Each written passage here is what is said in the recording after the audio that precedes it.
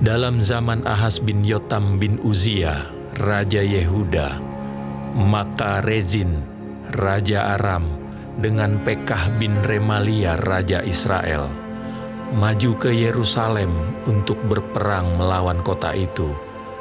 Namun mereka tidak dapat mengalahkannya. Lalu diberitahukanlah kepada keluarga Daud, Aram telah berkemah di wilayah Efraim. Maka hati Ahaz dan hati rakyatnya gemetar ketakutan seperti pohon-pohon hutan bergoyang ditiup angin. Berfirmanlah Tuhan kepada Yesaya, Baiklah engkau keluar menemui Ahaz, engkau dan Shear-Yasyub anakmu laki-laki, ke ujung saluran kolam atas, ke jalan raya pada padang tukang penatu. Dan katakanlah kepadanya, teguhkanlah hatimu dan tinggallah tenang. Janganlah takut dan janganlah hatimu kecut, karena kedua puntung kayu api yang berasap ini, yaitu kepanasan amarah Rezin dengan Aram dan anak Remalia.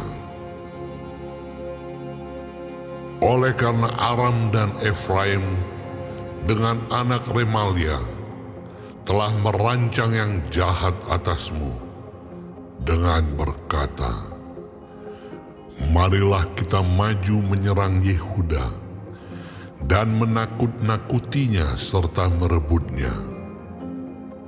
Kemudian mengangkat anak Tabeel sebagai raja di tengah-tengahnya. Maka beginilah firman Tuhan Allah, tidak akan sampai hal itu dan tidak akan terjadi. Sebab Damsyik ialah ibu kota Aram, dan Rezin ialah kepala Damsyik.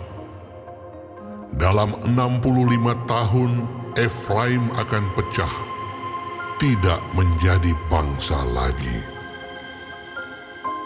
Dan Samaria ialah ibu kota Efraim, dan anak Remalia ialah kepala Samaria.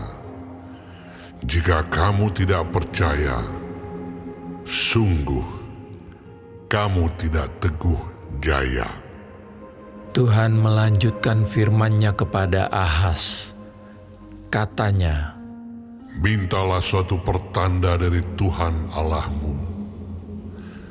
Biarlah itu sesuatu dari dunia orang mati yang paling bawah, atau sesuatu dari tempat tertinggi yang di atas.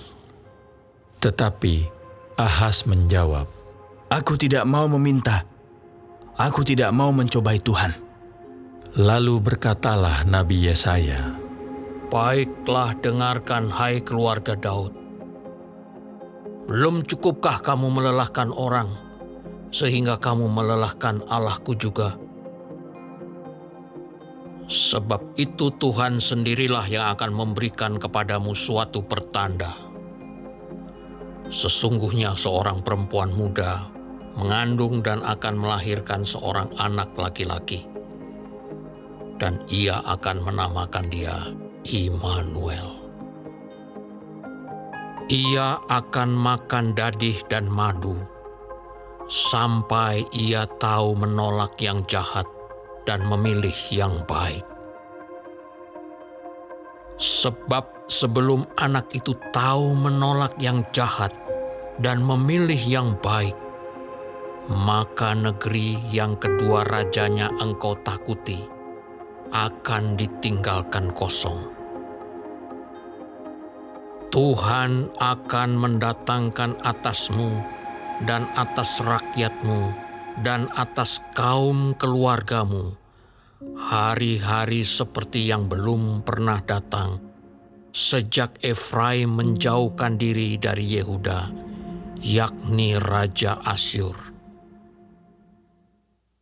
Pada hari itu akan terjadi, Tuhan bersuit memanggil lalat yang ada di ujung anak-anak sungai Nil dan memanggil lebah yang ada di tanah Asyur.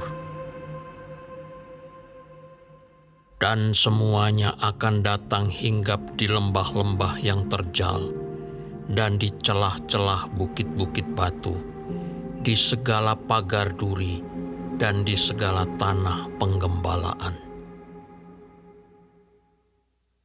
Pada hari itu, dengan pisau cukur yang dipinjam dari seberang sungai Efrat, yakni Raja Asyur, Tuhan akan mencukur kepala dan bulu paha, bahkan pisau itu akan melenyapkan janggut juga.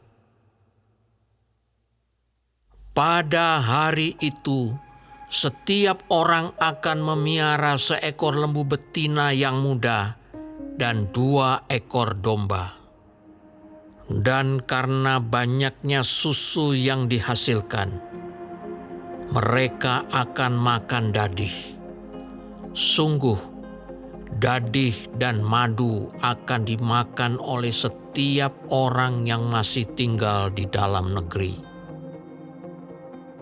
Pada hari itu, setiap tempat di mana biasanya tumbuh 1000 pohon anggur dan yang berharga 1000 shikal perak, akan menjadi tempat putri malu dan rumput. Orang pergi ke sana terpaksa membawa anak-anak panah dan busur, sebab putri malu dan rumput belaka seluruh negeri itu.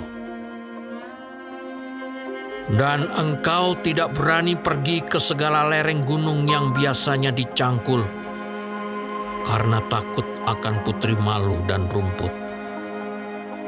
Di situ hanya lembu dan domba akan berkeliaran.